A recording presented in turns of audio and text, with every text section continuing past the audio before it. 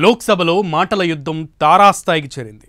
సభలో రెచ్చిపోతున్న రాహుల్ గాంధీ మోదీ విధానాలపై సెటైర్లు వేస్తూ విమర్శలు చేస్తుండగా రాహుల్ కౌంటర్లకు ఎన్కౌంటర్ అన్నట్లుగా మోదీ సమాధానం చెబుతున్నారు. ఒకానొక దశలో సభలో గందరగోళం నెలకొంటోంది. మోదీ రాహుల్ ఎవ్వరూ తగ్గట్లేదు. అసలేంటి ఈ ఇద్దరి మధ్య గొడవ? Take a look.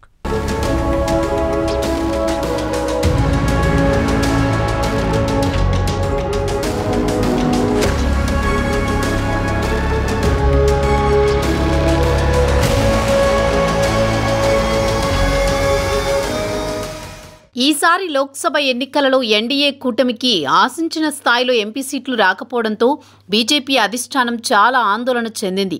అయితే ఈ ప్రమాదాన్ని ముందుగానే పసిగట్టిందో ఏమో దూరదృష్టి ప్రదర్శించి బీహార్లో నితీష్ కుమార్తో, ఏపీలో చంద్రబాబుతో మళ్లీ స్నేహం కలుపుకుంది. ఆ దూరదృష్టే బీజేపీని కాపాడి మళ్లీ అధికారం దక్కేలా చేసిందని చెప్పవచ్చు. తమ ప్రభుత్వం సొంతంగా మెజారిటీ సాధించలేక మిత్రపక్షాల మద్దతుతో మనుగడ సాగించవలసి వస్తున్నందుకు మోదీ, అమిత్ షాలు మొదట్లో బాధపడి ఉంటారు. కానీ అప్పుడే ఆ షాక్ నుంచి తేరుకుని మళ్లీ తమ విశ్వరూపం చూపడం మొదలుపెట్టారు. లోక్సభలో విపక్షాలకు చుక్కలు చూపిస్తున్నారు.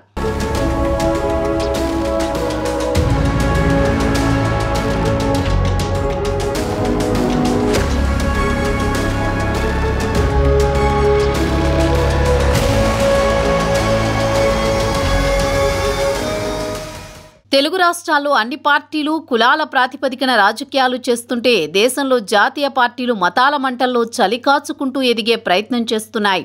ఆంధ్రప్రదేశ్లో కమ్మ, కాపు, రెడ్డి అంటూ ఓటర్లు చీలిపోతున్నారు. తెలంగాణలో బీసీలు, రెడ్లు, వెలమ అంటూ రాజకీయాలు సాగుతున్నాయి. ఇక దేశంలో మాత్రం హిందూ, నాన్ హిందూ అనే రాజకీయం జరుగుతోంది. రాహుల్, మోదీల మధ్య లోక్సభలో మాటల యుద్ధం కొనసాగుతోంది. పార్లమెంటులో రాష్ట్రపతి ప్రసంగానికి ధన్యవాదాలు తెలిపే తీర్మానంపై చర్చ జరిగింది. ఈ సందర్భంగా ప్రతిపక్ష నేత రాహుల్ గాంధీ కేంద్రంలోని ఎన్డీఏ ప్రభుత్వంపై తీవ్ర విమర్శలు చేశారు. గొప్ప నేతలందరూ హింస గురించి మాట్లాడారు. కానీ ఇప్పుడు హిందువులని చెప్పుకునేవారు హింస, ద్వేషం, అబద్ధాల గురించి మాట్లాడుతున్నారని బీజేపీ పెద్దలను ఉద్దేశించి వ్యాఖ్యానించారు. దీనిపై బీజేపీ ఎంపీలు అభ్యంతరం తెలిపారు.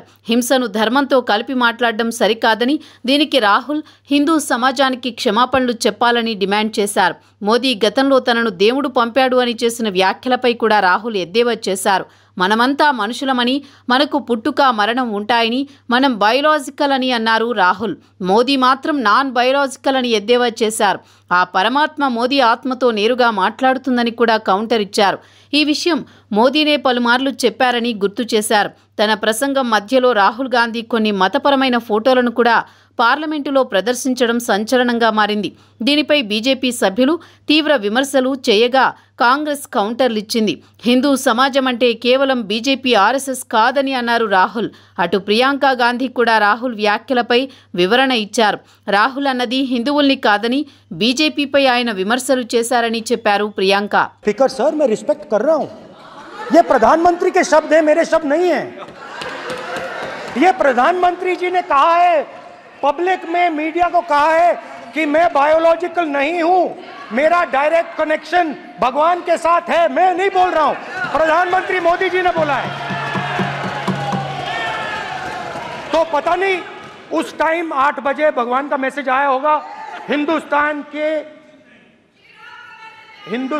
वही मगर फिर श्री राम ने आपको दूसरा मैसेज दे दिया अयोध्या में.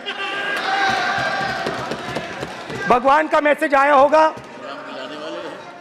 मोदी जी नोटबंदी कर दीजिए. नोटबंदी कर दिया. डायरेक्ट ऊपर से आया मैसेज, ऑर्डर आया खटाक. और अलग अलग ऑर्डर आते हैं. अदानी जी वाला ऑर्डर आता है, बंबई एयरपोर्ट अदानी जी को ऊपर से ऑर्डर आता है, खटाक खटाखट खटाखट खटाखट ऑर्डर आते हैं. तो नोटबंदी कर दी. स्मॉल और मीडियम बिजनेसेस जो हैं, जो हिंदुस्तान की रोजगार की रीढ़ की हड्डी है, बैकबोन है, उड़ा दिया, खत्म कर दिया. आज नतीजा यह है कि ये जो भी करना चाहे करें, हिंदुस्तान के युवाओं को रोजगार नहीं मिल सकता. Job creation backbone is broken, finish, खत्म. नोटबंदी की, गलत जीएसटी लागू की, उड़ा दिया. अब मैं सोचता हूं, पहले मैं सोचता था ये पता नहीं कैसे हुआ, अब मैं समझता हूं कि ये अदानी जी, अंबानी जी जैसे लोगों के लिए किया गया। ये रास्ता साफ करने का तरीका था।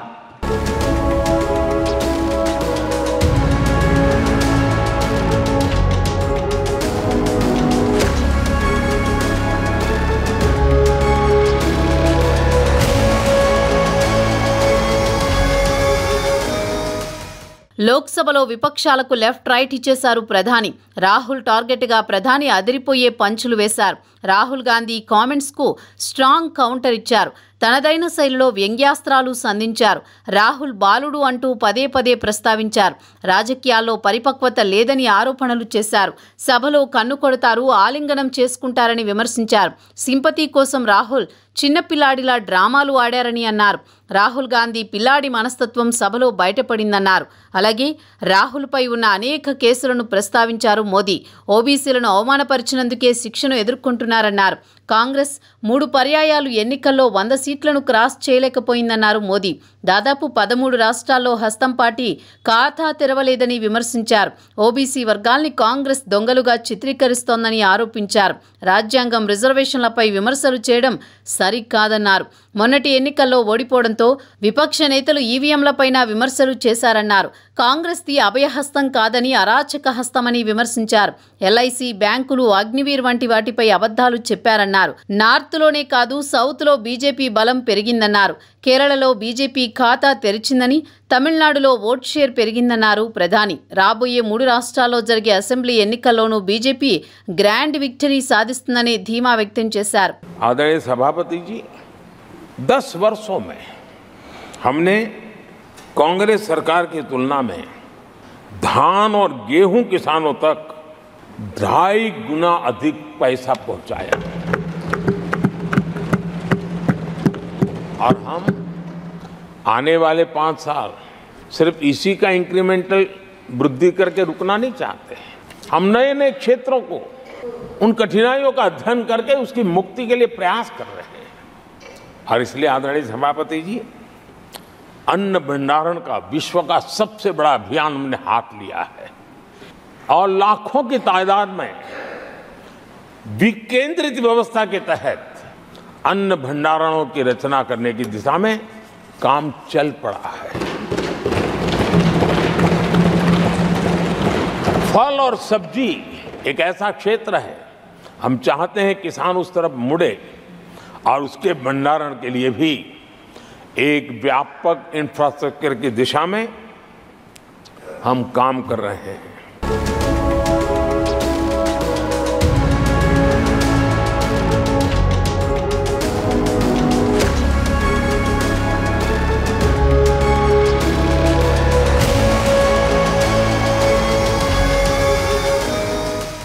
లోక్సభ, రాజ్యసభల్లో అధికార విపక్షాల మధ్య మాటల తూటాలు పేలుతున్నాయి. ఎన్నికల్లో ఎవరికీ మెజారిటీ రాకపోయినా మిత్రపక్షాలతో బీజేపీకి పీఠం దక్కింది. అయితే గతంలో పెద్దగా కాంగ్రెస్ కూటమికి బలం లేకపోవడంతో ఏకపక్షంగా పార్లమెంటు సమావేశాలు జరిగేవి. అయితే ఇప్పుడు ఎన్డీఏ కూటమికి ధీటుగా యూపీఏకు ఎంపీల బలం ఉంది. దీంతో ఈసారి పార్లమెంట్లో ప్రతిరోజు మాటల తూటాలు పేలడం ఖాయంగా కనిపిస్తోంది. అయితే పార్లమెంట్లో మోదీతో ఢీ అంటే ఢీ అంటున్న రాహుల్ పార్టీని అధికారంలోకి తీసుకురావడంలో ఎందుకు ఫెయిల్ అవుతున్నారన్నది ఇప్పుడు చర్చనీయాంశంగా మారింది. దేశవ్యాప్తంగా కాంగ్రెస్ బలహీనపడుతోంది. యూపీఏను పక్కన పెడితే ఈసారి కూడా కాంగ్రెస్కు పెద్దగా సీట్లు వచ్చిందేమీ లేదు. మోదీ అన్నట్లు 543 సీట్లకు 99 మాత్రమే వచ్చాయి.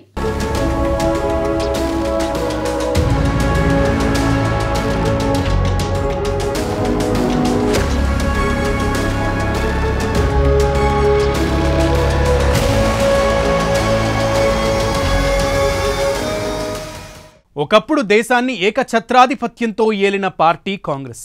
అలాంటి కాంగ్రెస్ ఎందుకు మరుగున పడిపోయింది? ప్రాంతీయ పార్టీలతో కూడా ఎందుకు పోటీ పడలేకపోతోంది?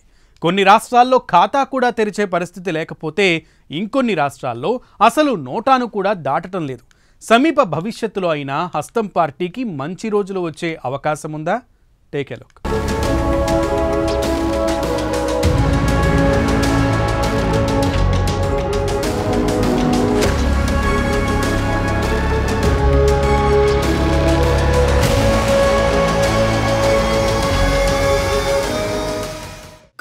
పార్టీ పరిస్థితి చూస్తుంటే జాలేస్తోందన్న చర్చ రాజకీయ వర్గాల్లో జరుగుతోంది. దశాబ్దం క్రితం వరకు కాంగ్రెస్ పార్టీ బలంగా కనిపించింది.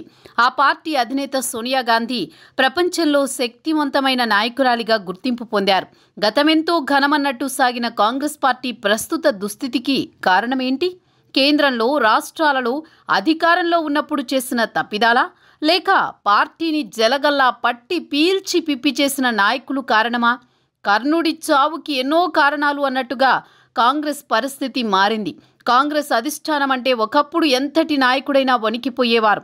ఇప్పుడు అధిష్టానం అంటే అందరికీ అలుసైపోయింది. దేశ రాజకీయాలను దశాబ్దాల పాటు శాసించిన కాంగ్రెస్ పార్టీ ఇప్పుడు చుక్కాని లేని నావలా తయారైంది.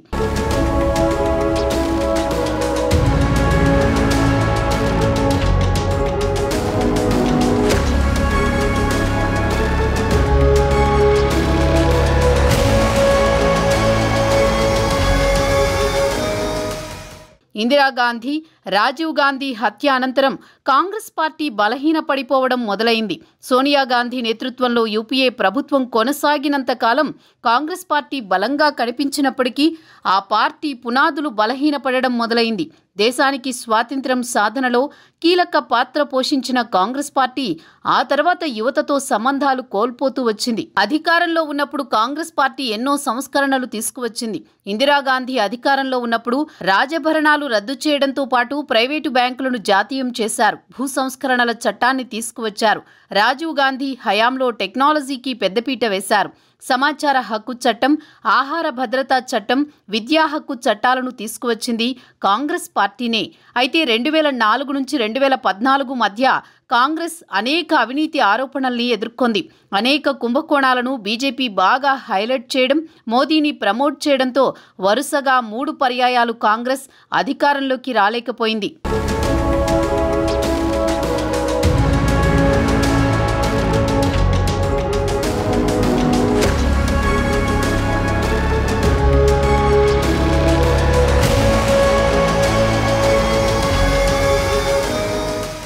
అధికారంలో ఉన్నప్పుడు నియంతృత్వ పోకడలకు పోయిన కాంగ్రెస్ పార్టీ ప్రతిపక్షాలకు ప్రథమ శత్రువుగా మారింది. పలు సందర్భాలలో లెఫ్ట్ రైట్ అన్న తేడా లేకుండా ప్రతిపక్షాలు అన్నీ కాంగ్రెస్కు వ్యతిరేకంగా సంఘటితమయ్యాయి. అదే సమయంలో వివిధ రాష్ట్రాలలో బలమైన నాయకులను కాంగ్రెస్ పార్టీ దూరం చేసుకుంటూ వచ్చింది. యూపీఏ హయాంలో పార్టీ అధిష్టానం చుట్టూ కోటరీ చేరి పార్టీకి చెదలు పట్టించారు. పార్టీ నాయకత్వంలో పరిపక్వత కొరవడడంతో అనేక మంది కాంగ్రెస్ నాయకులు అవినీతికి పాల్పడుతూ పార్టీని దెబ్బతీశారు. కాంగ్రెస్ పార్టీ వద్ద నిధులు లేకపోయినా ఆ పార్టీ నాయకులు మాత్రం కుబేరులయ్యారు. 2014 ఎన్నికల నాటికి నరేంద్ర మోదీ తెర మీదకు రావడంతో ఆయన రాజకీయ ఎత్తుగళ్లను గ్రహించలేకపోయిన కాంగ్రెస్ పార్టీ అధికారం కోల్పోయింది. అప్పటి నుంచి కాంగ్రెస్ పార్టీకి కష్టాలు మొదలయ్యాయి. 2019 ఎన్నికల్లో రెండవసారి ఓడిపోయిన తర్వాత కాంగ్రెస్ పార్టీ పరిస్థితి మరింత దిగజారింది. ఇక ఈసారి ముచ్చటగా 3వ పర్యాయం ఓడిపోయింది. ఎన్డీఏ కూటమి హ్యాట్రిక్ విజయాన్ని దక్కించుకుంది.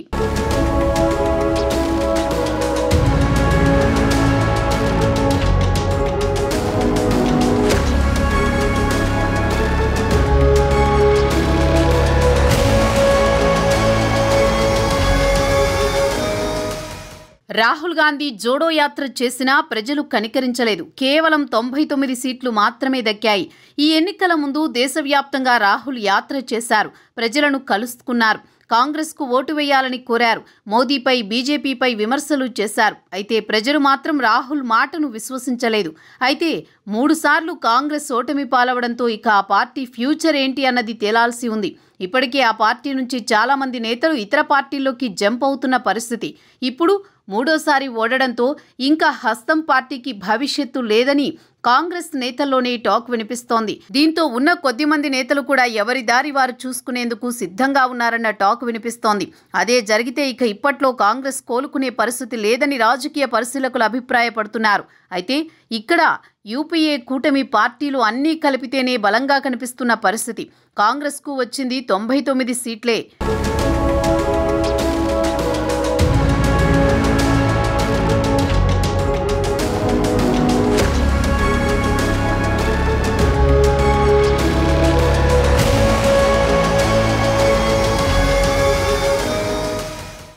కాంగ్రెస్ను కాపాడే నాయకుడే లేదా?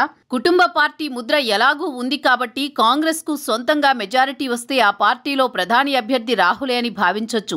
అయితే కనుచూపు మేరలో కాంగ్రెస్ బలపడే పరిస్థితి కనిపించడం లేదని రాజకీయ పరిశీలకులు చెబుతున్నారు.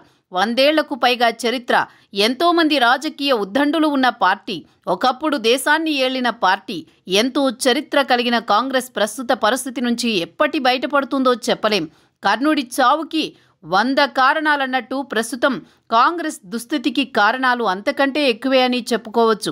దేశంలో వరుసగా 3 పర్యాయాలు సార్వత్రిక ఎన్నికల్లో ఓటమి పాలైన కాంగ్రెస్కు ఓటములే కాదు, సీట్లు కూడా నామమాత్రపు సంఖ్యకే పరిమితమయ్యాయి.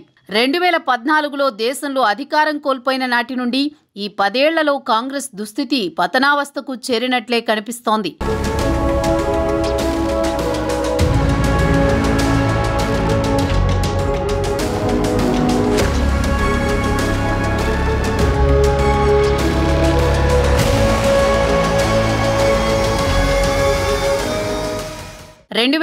లో రాహుల్ తొలిసారి ఎంపీగా ఎన్నికైనప్పటికీ లోక్సభలో క్రియాశీలకంగా ఎప్పుడూ కనబడలేదు. మధ్యలో ఆయన రోజులు తరబడి, ఒక్కోసారి నెలల తరబడి అదృశ్యమయ్యేవారన్న విమర్శలున్నాయి. లోక్సభకు ఆయన హాజరైన సందర్భాలు, చర్చల్లో పాల్గొన్న సందర్భాలు చాలా తక్కువ. మన్మోహన్ సింగ్ సర్కార్లో రాహుల్ మంత్రి పదవి కూడా చేపట్టలేదు. 2009లో కాంగ్రెస్ నేతృత్వంలోని యూపీఏ మరోసారి అధికారంలోకి వచ్చినప్పుడు కూడా ఆయన వైఖరి మారలేదు. 2007లో పార్టీ ప్రధాన కార్యదర్శి పదవి చేపట్టిన తర్వాత యువజన కాంగ్రెస్ జాతీయ విద్యార్థి సంఘం బాధ్యతలను రాహుల్కు అప్పజెప్పారు. 2013లో పార్టీ ఉపాధ్యక్ష పదవిని చేపట్టారు. చివరకు 2017లో పార్టీ అధ్యక్ష బాధ్యతను రాహుల్ తలకెత్తుకున్నారు. 2014 ఎన్నికల్లో కాంగ్రెస్ చరిత్రలోనే అతి ఘోరమైన ఓటమి ఎదుర్కొని కేవలం 44 సీట్లు సాధించింది. నిజానికి ఇది రాహుల్ గాంధీ ఓటమి కాదు, ఒక రకంగా సోనియా గాంధీ నేతృత్వంలోని యూపీఏ ఓటమి. 10 ఏళ్ల మన్మోహన్ సింగ్ ప్రభుత్వం పట్ల ఏర్పడిన ప్రజా వ్యతిరేకత వల్ల, ఆ ప్రభుత్వం చేసిన అనేక తప్పిదాల వల్ల కలిగిన ఓటమి.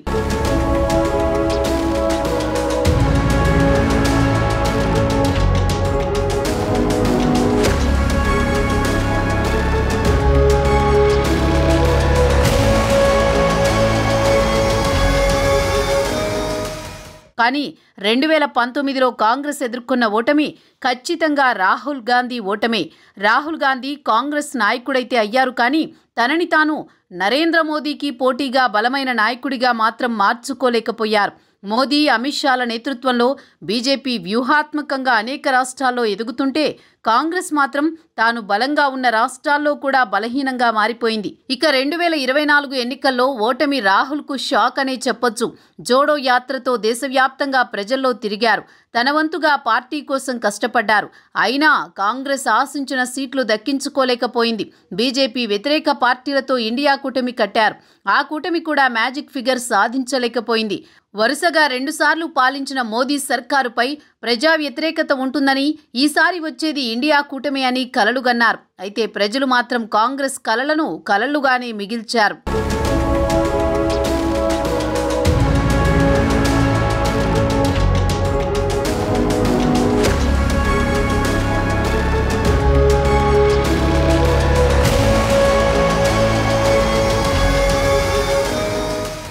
మొదట్నుంచి బీజేపీపై కాంగ్రెస్ చేస్తున్న ఆరోపణ ఒక్కటే. అదేంటంటే మతాన్ని అడ్డం పెట్టుకుని బీజేపీ రాజకీయం చేస్తోంది అని. అటు హిందువులను పట్టించుకోవడం లేదని, హిందూ మతాన్ని కించపరుస్తున్నారని, హిందూ వ్యతిరేకి కాంగ్రెస్ పార్టీ అంటూ బీజేపీ కూడా విమర్శలు చేస్తూ వస్తోంది. ఆ విషయం అలా ఉంటే కేవలం మతానికి మాత్రమే ఓట్లు రాలవు అని రాజకీయ పరిశీలకులు చెబుతున్నారు. అందుకు ఉదాహరణ ఈసారి ఎన్నికల్లో బీజేపీకి భారీగా తగ్గిన సీట్లు అని అంటున్నారు. మెజారిటీ జనాభాగా ఉన్న హిందువులు ఏకపక్షంగా ఓట్లు వేసి ఉంటే బీజేపీకి ఒంటరిగానే మ్యాజిక్ ఫిగర్ దక్కి ఉండేదని చెబుతున్నారు. ఏ కులమతమైనా సరే అప్పటి పరిస్థితులను బట్టి ఎన్నికల్లో స్పందించే అవకాశం ఉందని చెబుతున్నారు. అందుకే ఈసారి బీజేపీ 400 సీట్లు దక్కించుకుందామనుకుని కనీసం మ్యాజిక్ ఫిగర్ కూడా సాధించలేకపోయిందని అంటున్నారు.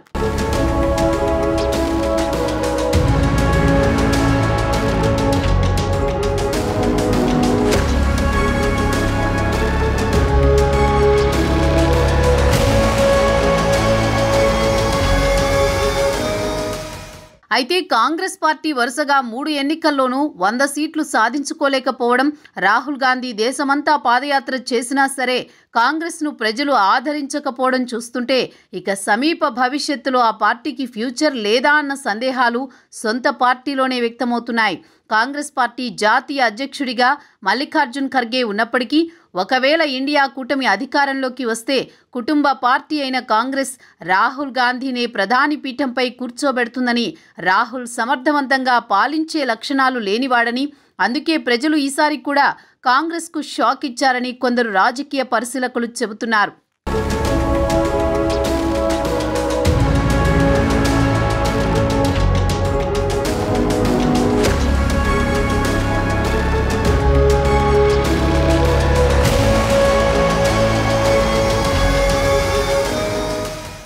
ఎన్ని పార్టీలు కలిసినా సరే కాంగ్రెస్ తలరాతను మార్చలేకపోయాయి.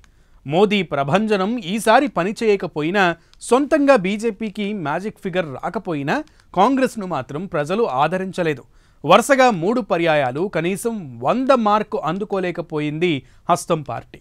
మరి భవిష్యత్తులో కాంగ్రెస్ మళ్ళీ పుంజుకుంటుందా, లేదంటే కాంగ్రెస్ స్థానంలో మరో ప్రత్యామ్నాయ రాజకీయ పక్షం ఆవిర్భవిస్తుందా అన్నది కాలమే తేల్చాలి. ఇక ఇది ఇవాల్టి బర్నింగ్ ఇష్యూ. నమస్తే.